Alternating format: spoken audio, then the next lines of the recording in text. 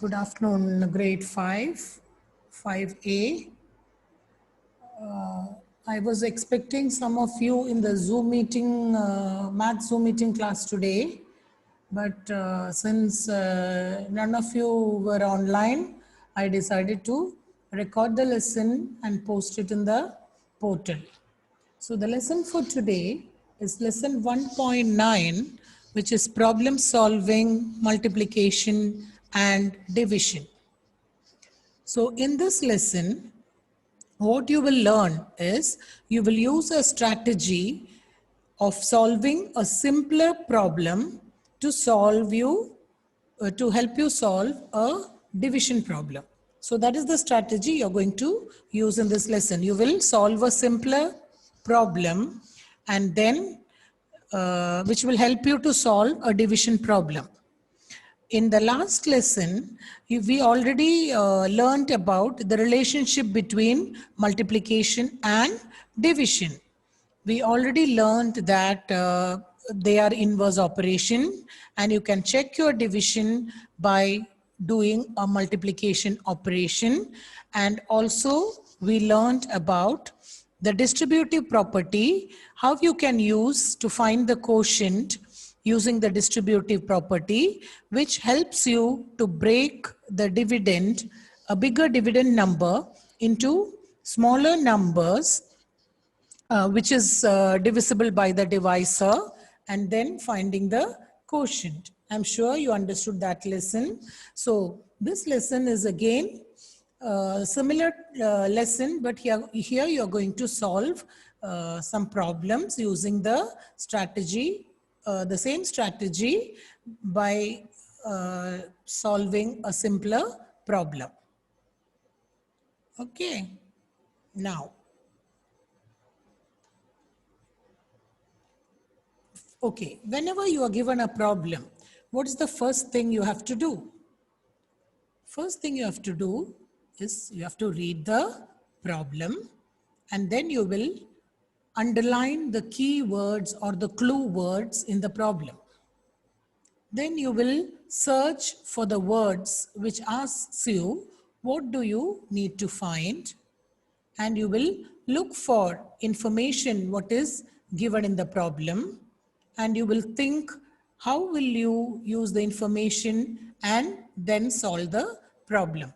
So remember, the first step is read the problem, then you will find what do you need to find, then what information do you need to use, how will you use the information and solve the problem.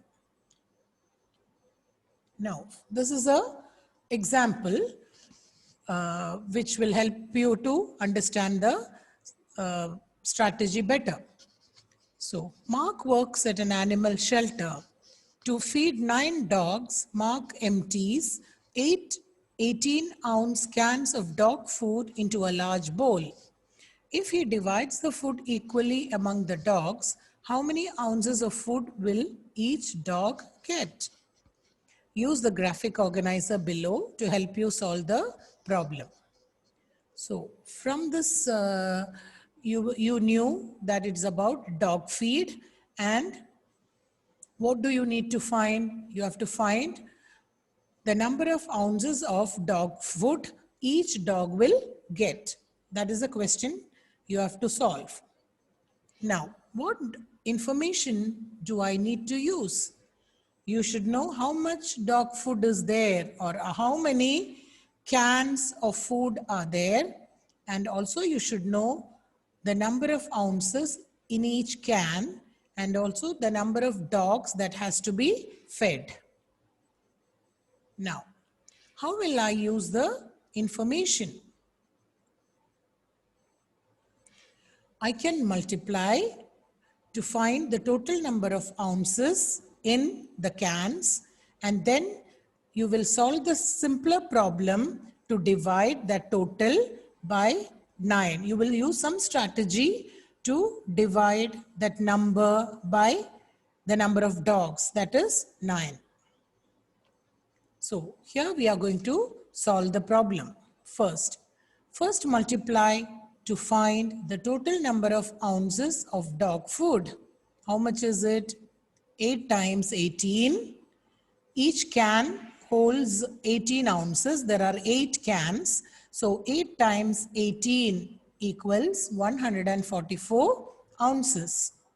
Now, to find the number of ounces each dog gets, you have to divide.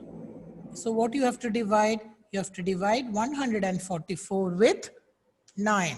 So 9 is the divisor. So since 144 divided by 9, if you don't know how to divide it properly, you will use the distributive properly and break apart 144 into two simpler numbers or smaller numbers which can be divided by 9. So how will you break up 144? So you will break up 144 into, first you can take the 10th multiple of 9, which is 90, and the next number, when you subtract 90 from 144, you will get 54. So you can break apart 144 into 90 and 54, which has to be divided by 9. Then you will divide 90 divided by 9, you will get 10, and 54 divided by 9 is 6. For this, you have to be thorough with the tables of 9. So you got 10 and 6. Add them, you will get 10 plus 6 is 16, or each dog gets 16 ounces of food. Isn't that easy? This to break apart 144 into simpler numbers and dividing by 9 using the distributive property, and the quotient you will get the same as when you divide 144 with 9. Now, let us solve another problem. So first we will read the problem. To make concrete mix, Monica pours 34 pounds of cement, 68 pounds of sand and 14 pounds of small pebbles and 19 pounds of large pebbles into a large wheelbarrow. If she pours the mixture into 9 equal size bags, how much will each bag weigh? So you have to find the weight of each bag. For that you have to find what all types of cement and sand are mixed. So 34 pounds of cement plus 68 pounds of sand plus 14 pounds of small pebbles plus 19 pounds of large pebbles. You will get, when you add all of them, you will get 135. And you are dividing it into 9 equal bags. So 135 divided by 9. As we did, we are breaking apart 135 into two simpler numbers, which is divisible by 9. So you can break it up as 135 as 90 and 45. So 90 divided by 9, you will get 10, and 45 divided by 9, you will get 5. And add them, 10 plus 5 is 15. So weight of each bag will be 15 pounds. Now, let us work one more question so that this lesson, this way of division becomes very easy for you. Danny is making punch for a family picnic. She adds 16 fluid ounces of orange juice, 16 fluid ounces of lemon juice, and 8 fluid ounces of lime juice to 64 fluid ounces of water. How many 8-ounce glasses of punch can she fill?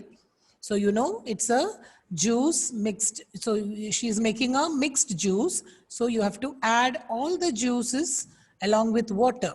So 16 plus 16 plus 8 plus 64. When you add all of them, you will get 104 fluid ounces. And she is putting them into 8-ounce glasses. So how many glasses will she get? So as you know, you have to divide 104 by 8. So you can break apart 104 into two numbers, which is divisible by 8. So you can break it up as 80 and 24. And you know 80 divided by 8 is 10 and 24 divided by 8 is 3. So the final answer will be 10 plus 3, 13 glasses she can fill with 104 fluid ounces of juice. Is it not easy to work it out this way using the distributive property? I'm sure you can understand this better and easily divide.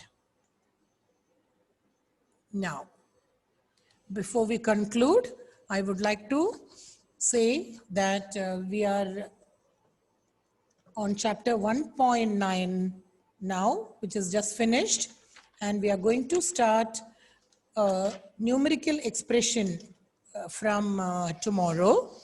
So I would like all of you to log into the portal every day. Those who are not coming to school, please log into the portal every day and follow the videos and the notes which I am sending, and also be regular in doing your assignments. And students who have not done the e-quiz, please complete it. I am extending the date so that you can complete your quiz within a day or two, because next week we are going to have the summative quiz. So before that, I would like all of you to complete your mid chapter so that the summative quiz will be easy for you. Okay, if you have any doubt, please don't hesitate to send me a message through the portal and I'll get back to you. Okay, have a nice day. Bye-bye. Thank you.